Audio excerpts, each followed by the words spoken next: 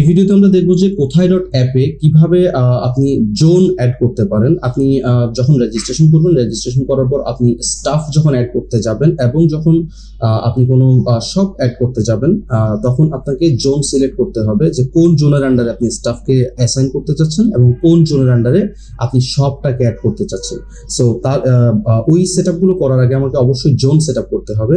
So zone setup করার জন্য আপনি এখানে সার্চ করতে পারেন যে জোন লিখে আপনি এখানে জোনের কয়েকটা অপশন পেয়ে যাবেন, যেগুলো আপনি ক্লিক করতে পারেন, অথবা আপনি শপ ম্যানেজমেন্টের আন্ডারে ম্যানেজ জোনস যে অপশনটা আছে অপশনটাতে ক্লিক করতে পারেন। আমরা এখান থেকে গেলাম, এখানে অ্যাড নিউ জোন নামের একটা অপশন আছে, আমরা অ্যাড নিউ জোনে ক্লিক করব। অ্যাড নিউ জোনে ক্লিক করার পর এখানে দেখেন ব্রাউজারে একটা অ্যালাউ চাচ্ছে, আপনাকে অবশ্যই অ্যালাউ করে দিতে হবে।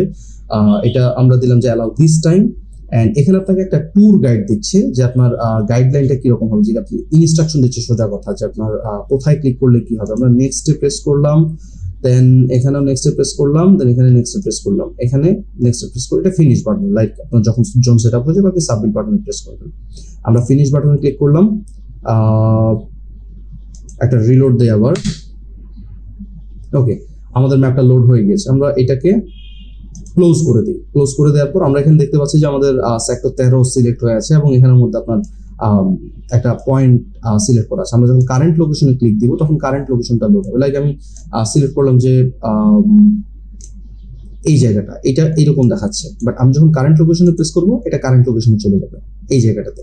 সো আমরা কারেন্ট লোকেশন দিব না, লাইক আমরা একটা জোন সিলেক্ট করব, জোনের নাম দিব যে উত্তরা জোন। আমরা উত্তরা জোন যখন দিব, লাইক এখানে জোনের নাম লিখবেন যে আপনি কোন জোনটা সেট করতে চাচ্ছেন, উত্তরা জোন, এন্ড আপনার কোঅর্ডিনেট সিলেক্ট করতে পারবেন। এর আগের ভিডিওতে আমরা প্রাইসিং প্ল্যান যখন সিলেক্ট করেছিলাম তখন বলেছিলাম যে কোঅর্ডিনেটের একটা অপশন আছে। আপনার যখন প্রথম প্রাইসিং প্ল্যানটা ছিল ওইটাতে 4টা পয়েন্ট ছিল, যে আপনি 4টা কোঅর্ডিনেট সিলেক্ট করতে পারবেন। এখানে উত্তরা বানানটা ভুল লিখেছি, ওকে। আর যখন আপনি অন্য প্ল্যানগুলোতে যাচ্ছেন তখন আপনার কোঅর্ডিনেট ছিল যে আনলিমিটেড। সো আনলিমিটেড কোঅর্ডিনেট বলতে আমি যেটা বোঝাচ্ছি সেটা হলো এইখানে আপনি সিলেক্ট করতে পারছেন, এইখানে সিলেক্ট করতে পারছেন, এখানে সিলেক্ট করতে পারছেন, বারবার যে আপনি সিলেক্ট করতে পারছেন, বিভিন্নভাবে আপনি ম্যাপটাকে ড্র করতে পারতেছেন। এই জিনিসগুলোই আসলে কোঅর্ডিনেট, আপনি মাল্টিপল টাইম কোঅর্ডিনেট অ্যাড করতে পারতেছেন।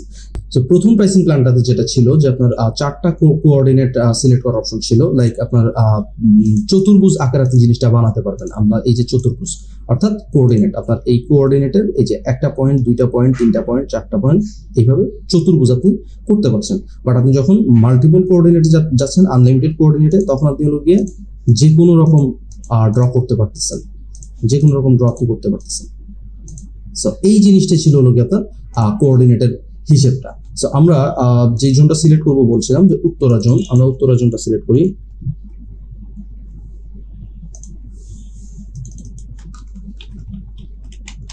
উত্তরা জোনটা আমরা সিলেক্ট করলাম। উত্তরা জোনটা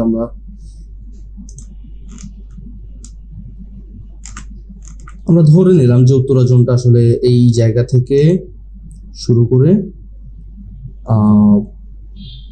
এখানে, এখানে, এখানে এবং এখান থেকে এসে কামারপাড়া দিয়ে এই জায়গাতে আমরা ধরে নিলাম যে উত্তরা জোন এতটুকু।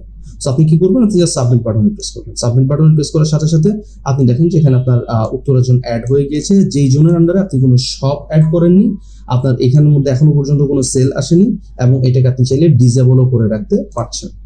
আপনি চাইলে আবার এনাবল করে দিতে পারছেন এবং আপনি চাইলে এডিটও করতে পারছেন। অ্যাড নিউ করতে চাইলে আপনাকে এই বাটনে প্রেস করতে হবে। সো এইভাবে আসলে একটা জোন অ্যাড করা হয়।